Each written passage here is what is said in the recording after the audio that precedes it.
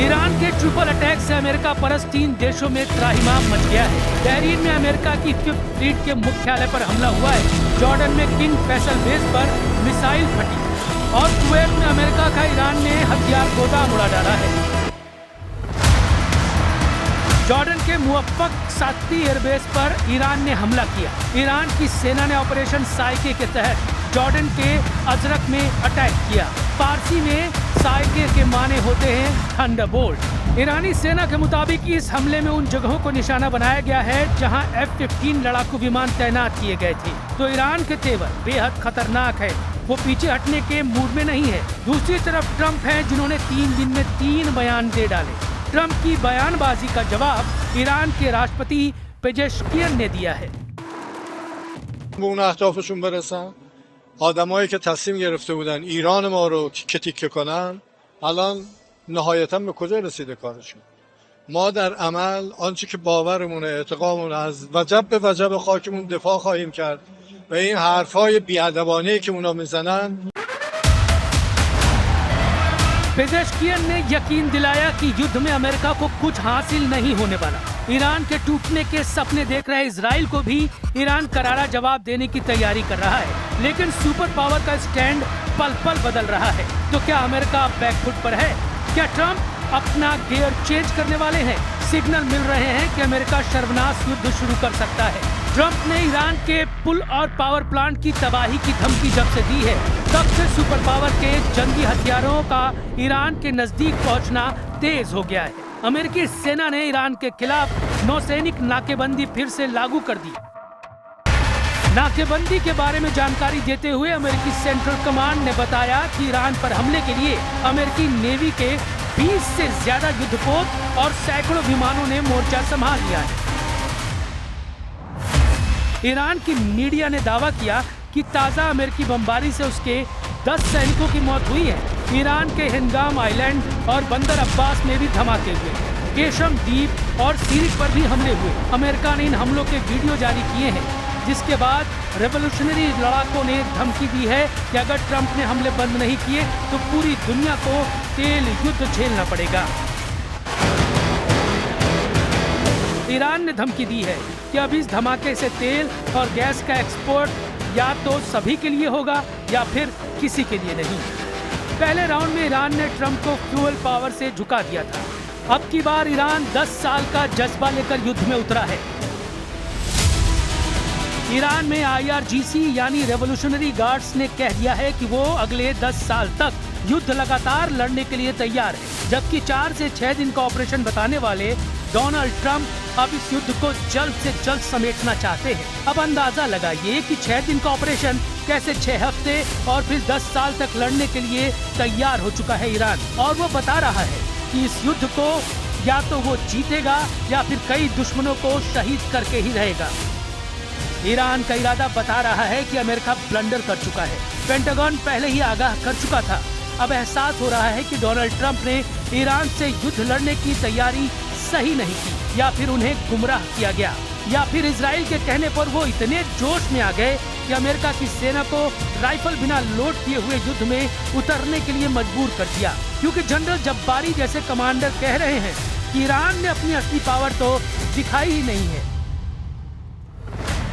General Ibrahim जब्बारी की सबसे बड़ी पहचान यह है कि वो वली अम्र प्रोटेक्शन कॉर्प्स के चीफ रह चुके हैं। वो ईरान की सबसे खास यूनिट है जिसका काम सिर्फ एक है, सुप्रीम लीडर की सिक्योरिटी।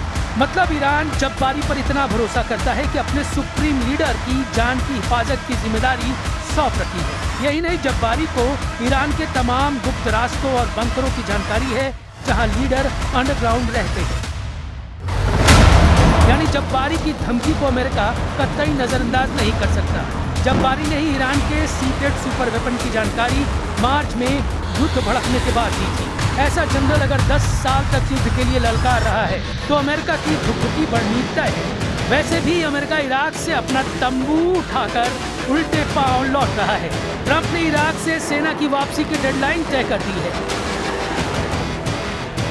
अमेरिका 30 सितंबर 2026 तक इराक से अपनी सभी सैन्य मौजूदगी पूरी तरह से खत्म कर देगा। इराक से अमेरिका के हक में भर की देर है फिर इजराइल की टेंशन बढ़ जाएगी। ईरान सपोर्टर लड़ाके इजराइल को आसानी से निशाना बनाने लगेंगे। इधर ईरान ने इजराइल की एक और कमजोर नस दबाने का प्लान बना लिया है। ईरान ने इजराइल का चिकन नेक पकड़ने की तैयारी कर ली है। इजराइल का चिकन नेक है उसकी 1/3 तेल की जरूरत पूरी करने वाली Baku Tbilisi Jehan pipeline. Baku है अजरबैजान की राजधानी, तिब्लिसी है जॉर्जिया की राजधानी और जेहान है तुर्की का बंदरगाह। अजरबैजान का तेल जो कैस्पियन सागर से निकाला जाता है वो 1768 किलोमीटर लंबी पाइपलाइन के जरिए जॉर्जिया होते हुए तुर्की के बंदरगाह जेहान पहुंचता है और यहीं से ये इजराइल तक टैंकर में भरकर पहुंचाया जाता है। ये टैंक जेहान से निकलकर इजराइल के हाइफा और एश्केलोन पोर्ट तक पहुंचते हैं और इस तरह इजराइल आयात करता है अजरबैजान का तेल। इजराइल का चिकन नेक यानी उसकी तेल सप्लाई को खत्म करना ईरान के लिए बहुत मुश्किल मिशन नहीं, लेकिन नेतन्याहू कह रहे हैं कि ईरान ने अगर उसे निशाना बनाया ऐसा बदला लिया जाएगा कि मुस्तफा खमेनी की जमीन खिसक जाएगी। אגיד לכם רק דבר אחד, לא, אני אגיד את זה למנהיגי איראן. אל תבנו על כך שיהיה שקט אם תתקפו אותנו. אל תבנו על כך שיהיה שידור חוזר, כי זה לא יהיה שידור חוזר.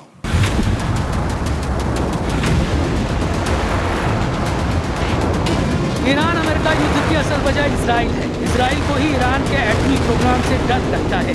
इसी डर को ट्रंप के दिमाग में फिट कर नेतन्याहू ने ईरान को तबाही की कगार पर पहुंचा दिया है। लेकिन ईरान का वादा है जितना नुकसान उसे होगा उसके 10 गुना वो दुश्मनों का करेगा।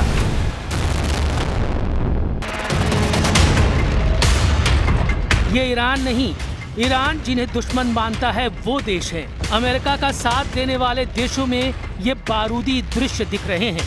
1-2 नहीं, 7 खाड़ी देश ईरान के प्राइम टारगेट पर हैं। अमेरिकी सैनिकों की मौजूदगी अब यहाँ ईरान नहीं चाहता। ट्रंप के लिए ईरान ने ऐसी वॉर प्लानिंग की है जिसे जानकर उनका दिमाग भन्ना गया है।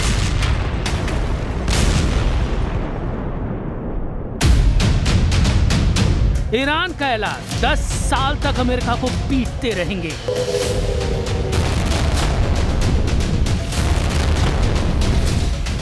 जनरल जब्बारी बोले खाड़ी से खदेड़ेंगे, पेंटागन तक पीटेंगे।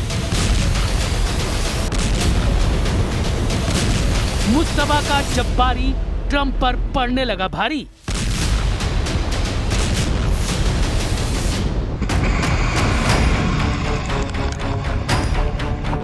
ईरान के वॉर कमांडर बड़े जिद्दी हैं, जुझारू हैं, उतने ही खूंखार भी हैं। उनमें भी जनरल जब्बारी सबसे कुख्यात है। जब्बारी ने ट्रंप को धमकी दी है कि 10 साल तक ईरान ने अमेरिका से युद्ध की तैयारी कर ली है। ट्रंप चाहे जितने बम बरसा ले, चाहे जितनी एयरफोर्स लगा ले, अब युद्ध में वो हावी नहीं हो पाएंगे, क्योंकि ईरान ने अभी अपने सुपर सीक्रेट हथियारों को इस्तेमाल ही नहीं किया है। जब्बारी ने दावा किया कि खाड़ी देशों में ईरान जिन हथियारों के धमाके कर रहा है वो उसकी असल ताकत का सिर्फ ट्रेलर भर है। आसमान चीज़ती ये मिसाइलें हो या फिर शाहिद और कर्रार जैसे महाविनाशकारी ड्रोन बम, ईरान के सबसे घातक हथियार के आगे कुछ भी नहीं। जब ईरानी किलर हथियार वॉर जोन में होंगे तब क्या होगा? क्या खाड़ी देशों में कयामत आ जाएगी? फिलहाल जो दृश्य है वो भी कम भयावह है। ईरानी ड्रोन का बारूदी तूफान जॉर्डन में आया हुआ है, क्योंकि यहाँ ट्रंप फोर्स का अजराक सैन्य अड्डा है जिसे ईरान ने धुआं कर दिया है। अजराक बेस के हैंगर में ट्रंप के जितने जंगी जेट हैं उन्हें ईरान कबाड़ बनाने लगा है। गनीमत ये रही कि ईरान की दागी 3 बैलिस्टिक मिसाइलों को जॉर्डन के डिफेंस सिस्टम ने रोक दिया, वरना ट्रंप को ऐसा झटका लगता जिससे उबरना मुश्किल हो जाता।